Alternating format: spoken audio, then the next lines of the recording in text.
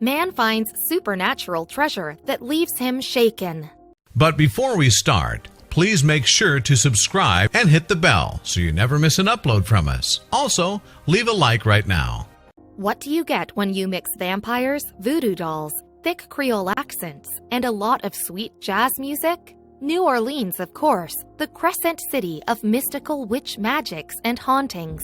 Shane Mears felt elated to search for the treasures hiding below sea level, but his most recent find sent the local witch doctors into a frenzy. Late at night in the French Quarter, you can hear their cries of supernatural catastrophe.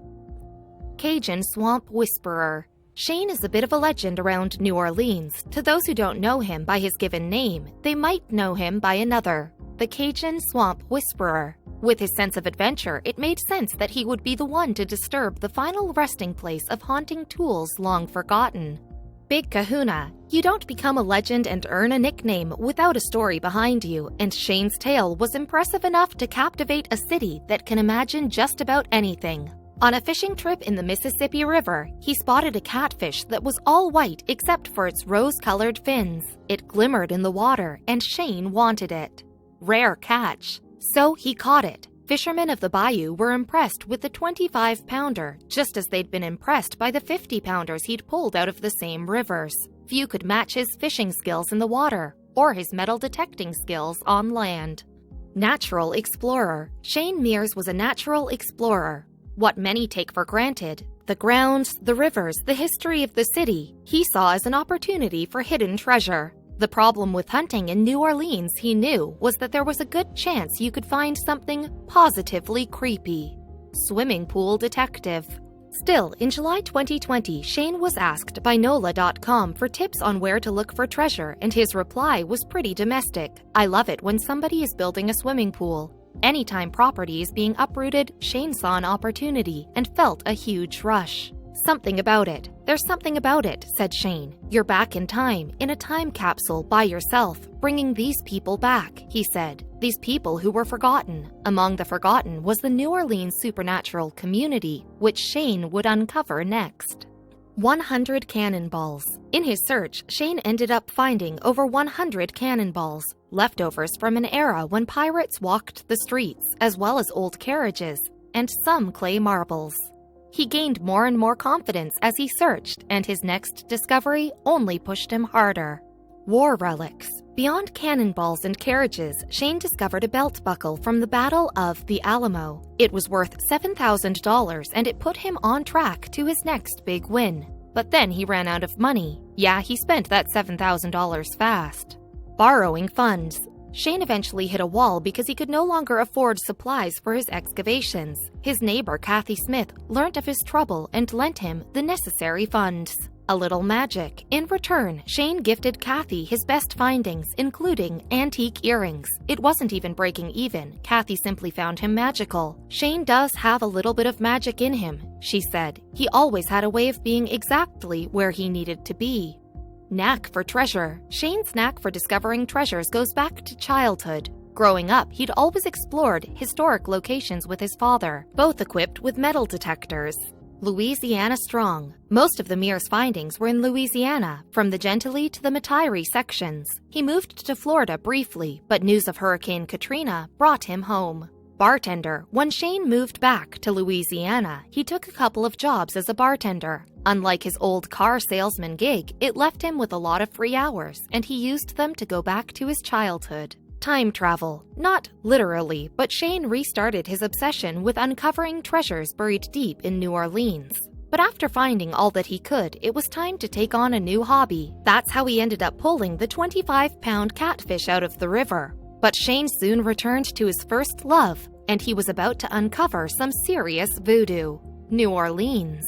A rather unassuming spot in New Orleans was the site of Shane's creepiest find. One day he came upon what he thought was a construction site, but something was lurking beneath. 5-footer. Because he had years of experience, Shane had developed a protocol that involved first poking around the ground with a 5-foot-long steel rod. If he hits something, anything, the digging begins. June 9th of 2020 was no different. Stuck in the mud. Eager to excavate the site on Brooklyn Avenue along the west bank of the Mississippi River, Shane stuck a 5-foot steel stick into the ground and started to poke. Suddenly, he struck something. Knowing his dig wouldn't be a waste of time, he went to work flinging dirt every which way, determined to find whatever was hiding in the soil. Voodoo findings. As he dug deeper, he finally found what had made his iron bar clink. Bones, teeth, and hair in a bottle from the 19th century. He couldn't help but feel as if he'd stumbled onto a real mystery. Had someone been buried here unknowingly? What was the deal with this bottle? What to do? The effects of messing with voodoo materials could be grave, warned local witches. They wanted him to leave everything as he found it, but Shane still isn't sure what he'll do. He did a little research to see what exactly he had in his hands, and he started with the bottle. Witch bottle. Experts believed it's to be what's called a witch bottle. These vessels were apparently used during the Civil War era to ward off evil spirits and curses placed by witches. So, why would soldiers even believe in that stuff?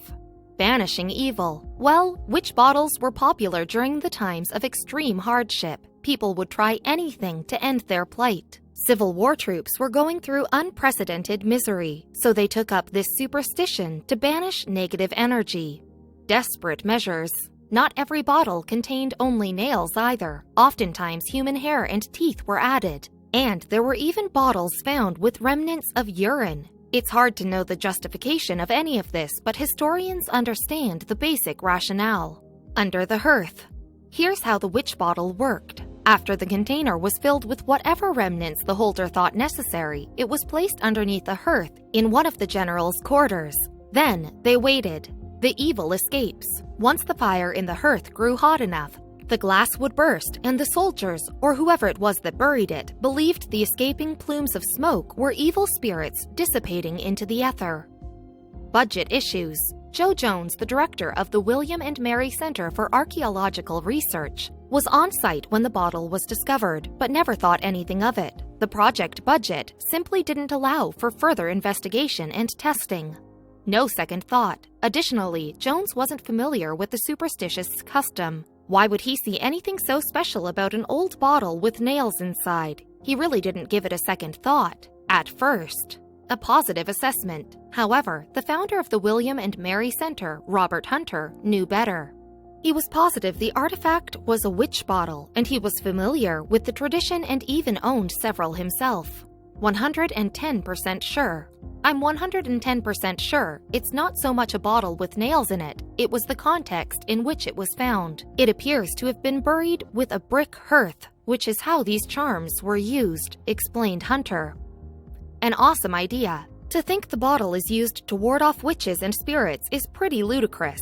Of course, no one could say for sure if it actually worked, but this bit of witchcraft was a more humane way to battle evil than what early Americans tried in Salem, Massachusetts.